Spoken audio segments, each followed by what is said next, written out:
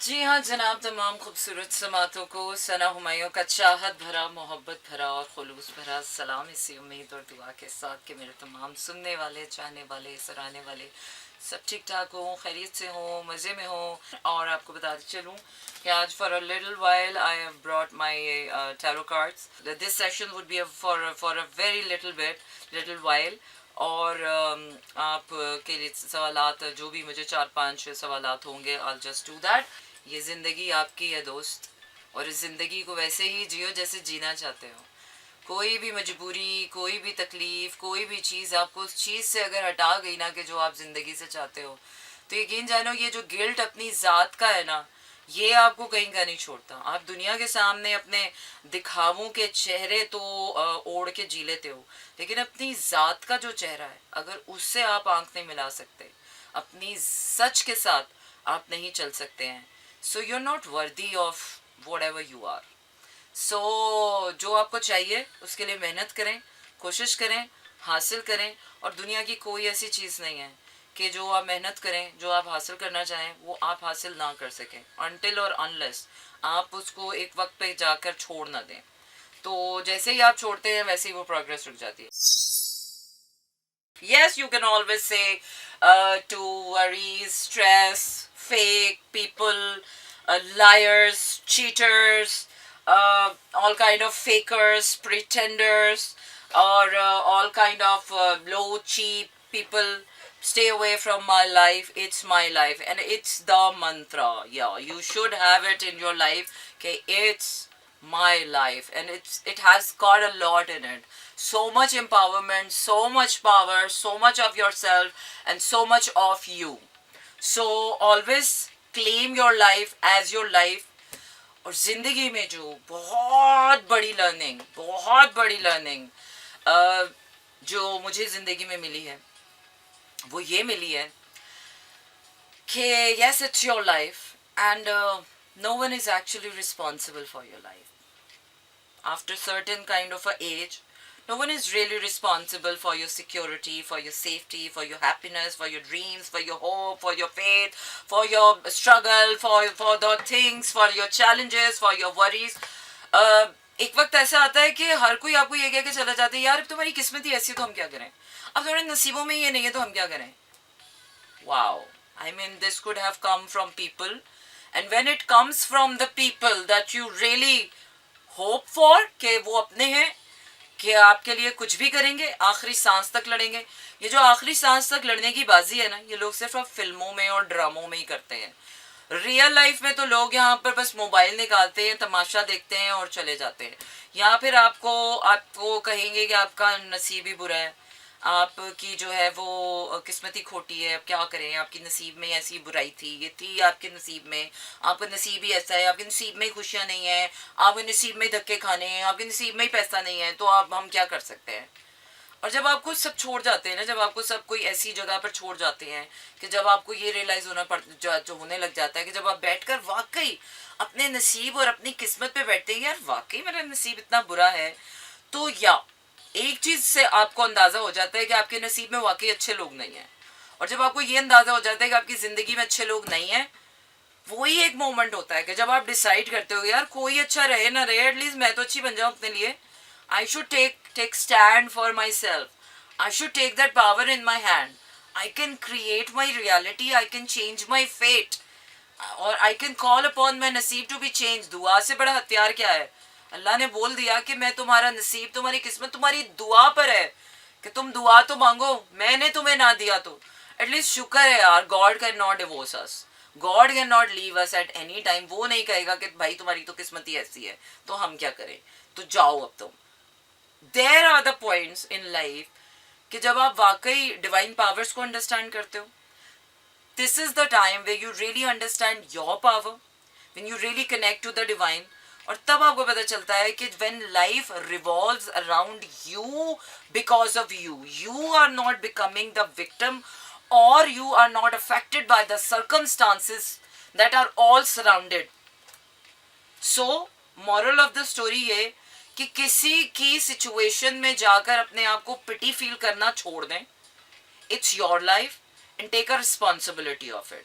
अगर आपकी ज़िंदगी में कोई टेंशन या प्रॉब्लम आई है ना, तो उसको सबसे पहले बैठकर अपने आप से पूछें कि is it you worth it, do you really deserve this. क्या आपने कोई ऐसे करतूत ज़िंदगी में किए हैं, कभी किसी का दिल दुखाया, कभी कोई हक मारा, कभी कोई चोरी चकारी की, कभी किसी के हक पे डाका डाला, कभी किसी को धोखा दिया, कभी किसी से झूठ बोला, या आपके अपने कर्मों की सज़ा है, या आपके आसपास के लोगों की असलियत दिखाने के लिए अल्लाह ताला ने आपको ये सिचुएशन में डाला है ताकि आपके लोगों की असलियत समझ आए। बुरा वक्त किसी रीज़न से आता है। बुरा वक्त आपको तकलीफ पहुंचाने नहीं आता।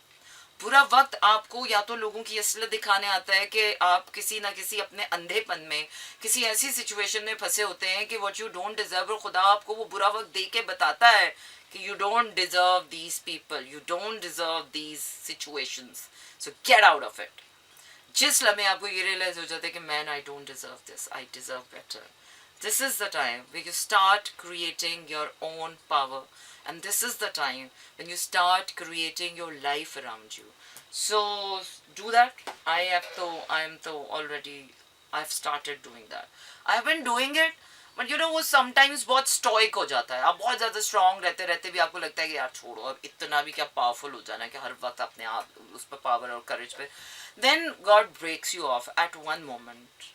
फिर आपको लगता है नहीं यार, हमें भी औरों की तरह ज़िंदगी जीनी चाहिए, सहारे होने चाहिए, इंडिपेंडेंसी होनी चाहिए, लोग होने चाहिए, जज्बात होने चाहिए, अजीब क्रीपी लोग होने चाहिए आसपास। मज़ा आता है छोटी छोटी बातों में, छोटी छोटी चुगलियाँ करने में, लोगों की गॉसिप करने में, ये करने में, वो करने में। तो हम भी थोड़ा बहुत ना थोड़ी देर के लिए इंसान बन जाते हैं। तो जैसे ही हम इंसान बनना शुरू होते हैं ना, तो हमें रियलाइज़ होता है कि नहीं यार, हमें इंसान नहीं बनना, हमें अल्लाह का बंदा बनना है। क्योंकि अगर वाकई हम इस बात पे यकीन करते हैं कि हमने अल्लाह को मुंह दिखाना है ना, तो फिर हमने अल्लाह का बंदा बनना है। इंसानियत तो बस ये रह जाएगी ना ज़मीन पर, इंसानियत तो नहीं आप लेकर जाएंगे आसमानों पर। अल्लाह को इंसानियत के ज़रिए तो नहीं देखेंगे। इंसानियत लोगों के लिए, और मैं तो कहती हूँ दुनिया में इंसानियत उन्हीं को दिखाएं जो इंसानियत के काबिल है, ठीक है। और दुनिया में उतनी ही इंसानियत लोगों को दिखाएं जितनी लोगों से हजम होती है। क्योंकि प्यार, मोहब्बत, काइंडनेस तो होनी चाहिए, लेकिन आजकल लोगों को हजम नहीं होती है। सुना है ना, बड़े बूढ़े कहते हैं कुत्ते को घी हजम नहीं होता।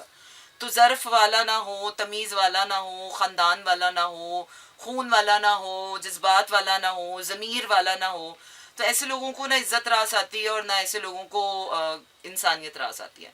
तो आजकल तो इंसानियत भी बहुत देखभाल कर लोगों से नाप तोल कर करे। ये वो ज़माना नहीं है कि आपको किसी ने एक थप्पड़ मारा है तो आप दूसरी गाल भी आगे कर लें, दूसरी थप्पड़ मार दें। लोग यहाँ पर तब रोंद के निकल जाएंगे आपको। So the whole point is this के this is your life. Take a responsibility और either live like a dead fish in the pool. Anyways, let me check my playlist. हाँ, मेरे पास प्ले लिस्ट में क्या है? ताबीरें, ताबीरें हैं मेरे पास playlist में। Oh, I am so in love with the ताबीरें। जब तेरे शहर से गुजरता हूँ, मौत नहीं आती तुझे? मैं ये जानू ना, मधानिया, दागे दिल, रंग दे चुनर। और ये कौन है? कंगना। अच्छा, कंगना, कंगना नहीं सुनना हमने। No problem, I have a solution for everything. अच्छा, by the way, you guys were asking what I ate in the dinner. Actually, let me tell you my new routine. I skipped my meals at night. मैंने रात का मील skip करना शुरू कर दिया है। रात को जो मैं बहुत ज़्यादा ओवर ईटिंग कर लेती थी, और मैं इतना जिम कर रही थी लेकिन फिर भी जो है वो लीन लुक नहीं आ रहा था, जो है वो वेट रिड्यूस नहीं हो रहा था, वेट कम नहीं हो रहा था, बस मसल ही मसल बढ़ता जा रहा था, मसल बनता जा रहा था। सो आई स्किप्ड माई डिनर। अब मैंने न्यू रूटीन हो गई है, मैंने जितना भी खाना पीना होता है, जो भी खाना पीना होता है, सब कुछ खा पी लेती हूँ मैं 5 बजे से पहले पहले। और 5 बजे के बाद I am on a liquid diet only. और फिर सुबह जो है वो, सुबह से जो मेरा खाना पीना शुरू होता है, एक जुनूनी खाना पीना शुरू होता है। सुबह 11 बजे से लेकर 5 बजे तक आई ईट एवरीथिंग। आई ईट पराठे, आई ईट घिया कद्दू, आई ईट गोभी, ते आई ईट आलू के पराठे, I eat fruits, I eat every kind of a thing in my life. Even I ate ice cream in the day. मैं आइसक्रीम ही खा लेती हूँ। और 5 बजे से पहले पहले मैं अपना सारा जो सॉलिड मील होता है वो खा लेती हूँ। और 5 बजे के बाद से I am on just a water diet. क्योंकि बॉडी लीन अगर आपने करनी है, बॉडी को टोन अप करना है, सो और वेट आपने रिड्यूस करना है. So I guess this is really helping and I have already lost 1 kg in 2 days. How quick I am. Yes, I am quick in everything. और इसी तरह जिस तरह से आपकी वाइब होती है उसी तरह से ज़िंदगी चलती है. अच्छा जी जनाब, वैसे तो there is nothing best in the world like me, but आपने पूछ ही लिया तो बताती हूँ. Karachi has got the best vibe in the whole Pakistan. Karachi जैसी वाइब किसी भी शहर की नहीं है और ना कभी हो सकती है. Definitely Karachi is the most biggest largest city of our country. It has got everything into it. But अब कराची की वाइब तो है लेकिन कराची की हालत बहुत ख़राब हो गई है. सो वो वाइब को जो है ना बड़ा स्केरी बना दिया है वाइब को. लॉ एंड ऑर्डर सिचुएशन नहीं है. You can be caught in snatched, robbery, stealing, accidents, prone. I mean all kinds of troubles you can imagine in Karachi. Infrastructure बहुत ख़राब हो रहा है और रोड्स की हालत बहुत ख़राब है. ट्रैफिक सिचुएशन बहुत ख़राब हो गई है. किराए बहुत बढ़ गए हैं. I mean all kinds of problems are there. It's just over the bridge. Karachi is just over the bridge now. सिर्फ एक डिफेंस का इलाका है कि जिसमें आपको लगता है कि okay fine we are still living in Karachi. Otherwise तो बाकी कराची में तो सुकून ढूंढना या कराची को ढूंढना ही कि वो पुराना कराची, तो इट्स लॉस्ट मैन. अब तो कराची खंडर रह गया बस. कुछ जाओ ना तो ऐसे लगता है कि जैसे पता नहीं कौन से खंडरात थे कराची के ही अच्छे जो. तो it's a sad reality but yes it's true. अगर ओवरऑल लिहाज से देखा जाए, इंफ्रास्ट्रक्चर के लिहाज से, क्लिनलीनेस के हिसाब से, ट्रैफिक रूल्स एंड रेगुलेशंस के हिसाब से, एक ओवरऑल लाइफ बैलेंस के हिसाब से, सो तो Islamabad is the best city in Pakistan as well, and it is the most beautiful capital, second most beautiful capital city in the world as well. अच्छा जी, सुन रहा हूँ the accent of Karachi people. या it's very nice, cute. मुझे तो cute लगता है. मैं भी कराची की हूँ बट या Karachiite people has some kind of वो जो मे और पेप्सी और वो वाला एक्सेंट है ना. इट्स लाइक या हर किसी को अपना ही शहर अच्छा लगता है यार. कोई पूछे तो my bed is the best thing in the whole world.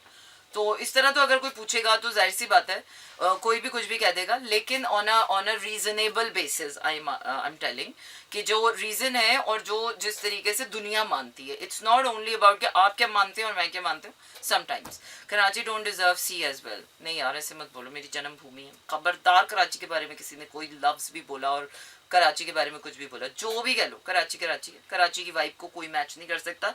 दुनिया यहाँ से वहाँ और वहाँ से वहाँ भी हो जाएगी ना, तो no one can actually beat the Karachi vibe. Karachi की वाइब और कराची की शामें दुनिया की सबसे खूबसूरत शामें. एक तो लंदन की शामें और कराची की शामें दुनिया में मशहूर है जनाब.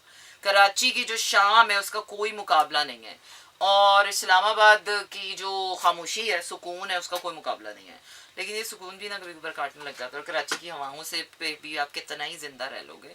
So life is not all about like कि इसकी हवा अच्छी है तो इधर चले जाओ, इसकी वाइब अच्छी है तो इधर चले जाओ, इसकी आंखें अच्छी है तो इसके साथ बात कर लो, इसका बात करने का अंदाज अच्छा है तो इससे बात कर लो, इसके साथ ये अच्छा है तो इसका ये कर लो. भाई ये कारोबार में और काम में होता है. लेकिन जहाँ जिंदगी गुजारनी होती है ना तो वहाँ पर बड़ा कुछ देखना पड़ता है. उसकी वाइब भी अच्छी होनी चाहिए, उसकी हरकतें भी अच्छी होनी चाहिए, उसकी करतूतें भी अच्छी होनी चाहिए, उसकी नीयतें भी अच्छी होनी चाहिए, उसकी ज़मीन भी अच्छी होनी चाहिए, उसका आसमान भी अच्छा होना चाहिए, उसका अंदर भी अच्छा होना चाहिए और उसका बाहर भी अच्छा होना चाहिए. ज़िंदगी गुजारने के लिए बहुत कुछ अच्छा होना ज़रूरी है. ज़िंदगी गुजारने के लिए सिर्फ एक वाइब का अच्छा होना ज़रूरी नहीं है. जी हाँ जनाब, बहुत अहम जिम्मेदारी आज मेरे मासूम कंधों पर आ गई है. लोग हमसे पूछते हैं पटवारी किसे कहते हैं. तो मैंने भी बड़ा ये लफ्ज़ सुना कि पटवारी पटवारी क्या होता है. तो मैं भी I didn't get the memes और मुझे नहीं समझ आता था कि क्यों कहते हैं, किसको कहते हैं. तो मैंने फिर अपने अब्बा जी से पूछा. अब्बा जी ने मुझे बड़ी सलीस और आसान तरीके से इस तरह समझाया. तो वही मैं आपको समझा देती हूँ मेरी मासूमाना समझ में जो आया कि पटवारी असल में कहते हैं किसे. पटवारी उस मिडिल मैन को कहते हैं कि जो ज़मीनों का सौदा करता है और कच्चे कच्चे खातों पर जो है वो करता है. तो वो पटवारी जो होता है ना वो मिडिल मैन होता है एक्चुअली. तो पटवारी जो है वो इत्थों भी खा रहा होता है तो इत्थों भी खा रहा होता है और बीच में से जो है वो अपने आप को जो है वो सेव करके असल में तो वो कमीशन बेस्ड होता है. कमीशन लेकर पटवारी पटवारी जो है वो कागज जो ज़मीनों की लिखत पढ़त होती है वो करता है, और दो तरफा जो है वो कमीशन पे चल रहा होता है और अपने आप को सेफ रख के मिडल मैन की तरह चल रहा होता है। तो असल में पटवारी वो आदमी होता है। और हमारे मुल्क में जो पटवारी बदनाम इसलिए हैं कि पटवारी जो है वो अक्सर गलत कलामी करते हैं, मिसअंडरस्टैंडिंग्स क्रिएट कर देते हैं, ख़ासतौर पे पैसों के मामले में जो है वो बहुत ज़्यादा हेरा फेरी करते हैं। तो इसलिए पटवारी जो है वो थोड़े से बदनाम हमारे उसमें और मीम्स में इसलिए आ गए कि इधर से कुछ कहते हैं उधर से कुछ कहते हैं और दोनों पार्टियों को कोशिश करते हैं कि वो ना मिला पाए। जो अच्छा पटवारी होता है, इसमें भी अच्छे और बुरे होते होंगे ना पटवारी, अच्छा पटवारी होता होगा, he has to just to be the mediator and the middle man for to seal the deal. But जो दो नंबर पटवारी होते हैं वो इधर से भी खा रहे होते हैं तो उतों भी खा रहे होते हैं, और जो है वो या है ना, record keeper of all land paper record. हाँ एग्जैक्टली तो patwari is actually the record keeper. तो जो रिकॉर्ड कीपर होता है, बिल्कुल सही बात है। तो अब्बा जी ने मुझे इस तरह से करके समझाया था कि he is actually keeping the या एग्जैक्टली। हाँ हाँ ना यार, कोई कॉन्सेप्ट क्लियर हो, मीम्स आ जाते हैं, हमें पता भी नहीं चलता कि सर के ऊपर से गुजर जाती है, ये क्या मतलब हुआ भाई, इसका क्या मतलब हुआ, उसका क्या मतलब हुआ। इतने कॉमन स्लैंग्स हैं और हमें पता ही नहीं होता कि इसका क्या मतलब है, तो उसका क्या मतलब है, तो उसका क्या मतलब है। तो now I am working on my concept जो कि मीम्स में आते हैं, और मीम्स से वाकई आप बड़ा कुछ सीख रहे होते हैं। Otherwise I would have never known के पटवारी जिंदगी में, क्योंकि ज़ाहिर है हम तो अब ज़मीनों के सौदेबाजी में नहीं पढ़ते, हम तो किसी भी ज़िंदगी की सौदेबाजी में नहीं पढ़े, हम तो बेचारी मासूम लड़कियां हैं, हम तो ज़िंदगी के किसी भी ऐसी सौदेबाजी में, ऐसी दो नंबरियों में हमें अल्लाह डालता ही नहीं है।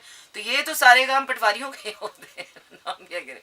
बिल्कुल जनाब, इसी के साथ आपका मेरा साथ यहीं पर हुआ जाता है। खत्म रखिएगा अपना ढेर सारा ख्याल। टाटा, गुड नाइट एंड शब बखैर, leaving you with some really nice melodies. So don't go anywhere and stay tuned with Mera FM. This is Mira FM 107.